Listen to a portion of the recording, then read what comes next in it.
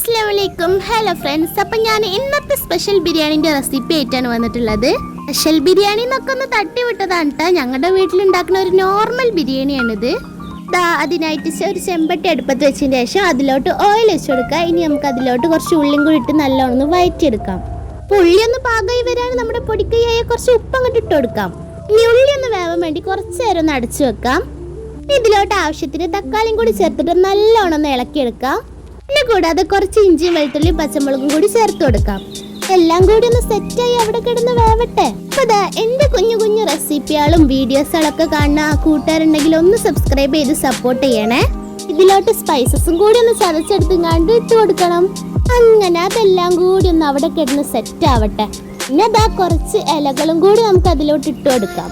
ഇടക്കൊന്ന് ഇളക്കി കൊടുക്കും വേണം, ഇടക്കൊന്ന് മൂടി വെക്കും വേണം. എന്നാലേ നമുക്ക് മനസ്സിലാവുള്ളൂ എത്രത്തോളം വെന്തിക്കണെന്ന്. പിന്നെ കൂടുതൽ എൻ്റെ ചെറിയ ചെറിയ കാര്യങ്ങളാണ് ഈ ചാനലിലുള്ളത്. അപ്പം എല്ലാവരും ഒന്ന് സബ്സ്ക്രൈബ് ചെയ്യാൻ മറക്കരുത്. ഇനി നമുക്ക് ഇതിലോട്ട് പൊടികളായിട്ട് മഞ്ഞൾപ്പൊടി, മല്ലിപ്പൊടി, മുളക് പൊടി, ചിക്കൻ മസാല, ബിരിയാണി മസാല എല്ലാം കൂടി ഒന്ന് ചേർത്ത് നല്ലോണം ഒന്ന് മിക്സ് ചെയ്തെടുക്കാം. നമുക്ക് ഇതിലോട്ട് കഴുകി വൃത്തിയാക്കി വെച്ചിട്ടുള്ള ചിക്കൻ ഇതിലോട്ട് ചേർത്ത് കൊടുക്കാം. കൂടെ തൈരും ഒരു ചെറുനാരങ്ങന്റെ നീരും കൂടി ചേർത്ത് കൊടുക്കാം. പിന്നെ അപ്പുറത്തെ സൈഡിലായിട്ട് നമുക്ക് ബിരിയാണിക്ക് ആവശ്യമായിട്ടുള്ള റൈസും കൂടി വേവിക്കുന്നുണ്ട്. അപ്പൊ അതിനായിട്ട് അതിലോട്ട് ഏലക്കായ്, കറാമ്പട്ട അങ്ങനത്തെ സാധനങ്ങൾ ചേർത്ത് കൊടുത്തതിന് ശേഷം വൃത്തിയാക്കി വെച്ച അരിയും കൂടി ചേർത്ത് കൊടുക്കാം.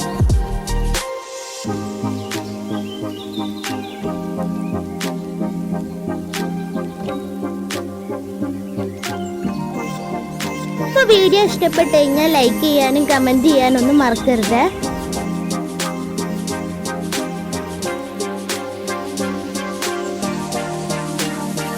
കൂടെ നമ്മൾ അരിയുടെ വെള്ളത്തിലേക്ക് ചെറുനാരങ്ങ കൂടി ചേർത്ത് കൊടുത്തിട്ടുണ്ട്. അത് നമ്മുടെ അരി തമ്മിൽ പരസ്പരം ഒട്ടി പിടിക്കാതിരിക്കാൻ വേണ്ടിയിട്ടാണ്.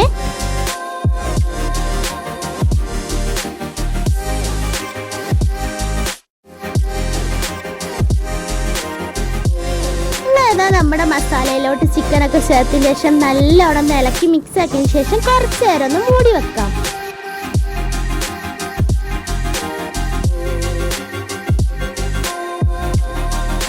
ഇടയ്ക്കിടയ്ക്കൊക്കെ ഒന്ന് തുറന്നു നോക്കിങ്ങാണ്ട് ഇളക്കി കൊടുക്കുകയും ചെയ്യാം.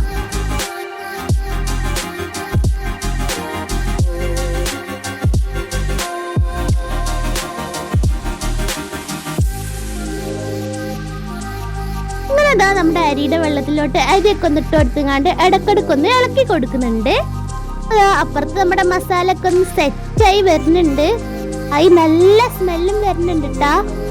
നമ്മുടെ മസാല ഒക്കെ ഒന്ന് സെറ്റായി വരുന്ന സമയത്ത് നമ്മുടെ വെന്ത് വന്ന ചോറ് കുറച്ച് കുറച്ചായിട്ട് അതിലോട്ട് ഇട്ട് കൊടുക്കാം.